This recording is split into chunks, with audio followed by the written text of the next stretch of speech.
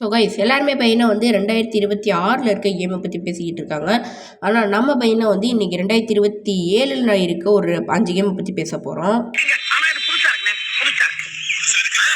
So guys நம்ம முதல்ல பார்க்க போகிற கேம் நேம் அப்படின்னு சொல்லிட்டு பார்த்தீங்கன்னா வந்து டாம் ரைடர் அப்படிங்கிற ஒரு ஃபேண்டசி வேர்ல்ட் கேம் தாங்க. ஸோ வந்து இந்த கேமோட கான்செப்ட் என்ன அப்படின்னு சொல்லிட்டு பார்த்தீங்கன்னா வந்து கிளாரா கிராஃபட் அப்படிங்கிற இந்த ஒரு பொண்ணு பார்த்தீங்கன்னா வந்து உலகத்தில் இருக்க சக்தி வாய்ந்த இடங்களுக்கும் அதுக்கப்புறம் பார்த்தீங்கன்னா வந்து இந்த தொல்பொருள் ஆய்வாளர் அப்படின்னு சொல்லுவாங்களா அந்த ஒரு வேலையை தான் இந்த பொண்ணு பார்க்கும்.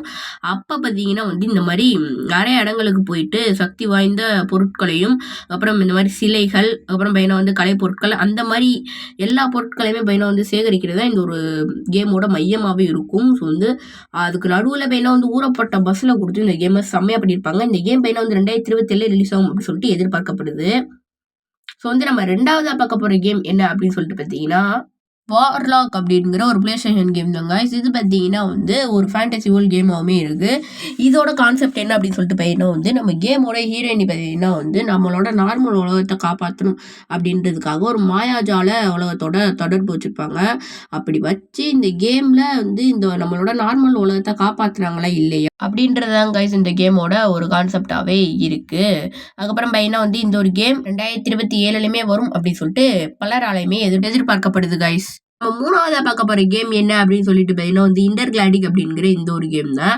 ஆக்சுவலாக இந்த ஒரு கேமோட கான்செப்ட் என்ன அப்படின்னு சொல்லிட்டு பார்த்தீங்கன்னா வந்து ஒரு கொலை செஞ்ச ஒரு கும்பலை தேடி நம்மளோட ஹீரோ போவார். அப்படி பார்த்தீங்கன்னா வந்து போகும்போது 600 ஆண்டுகளாக பார்த்தீங்கன்னா வந்து தொடர்பு இல்லாத அதாவது நம்ம உலகத்தோட தொடர்பு இல்லாத ஒரு கிரகத்தில் போய் மாட்டிக்கிறார். அந்த கிரகத்துக்கு போயிட்டு என்ன பண்ணார் அப்படின்னு சொல்லிட்டு எனக்கு தெரியல. அங்கேருந்து தப்பிச்சு வந்தாரா அப்படிங்கிறது தான் இந்த கேமோட ஒரு ஒன்லைனாகவே இருக்குது. இந்த கேமே 2027 வரும் அப்படின்னு சொல்லிட்டு பலராலையுமே எதிர்பார்க்கப்படுது. அதிகமாக எதிர்பார்க்கப்படுது. அதான் முக்கியமான விஷயம். ஸோ வந்து இது பிளே ஸ்டேஷனில் 2027 வெளிவரும். ஓகேங்களா?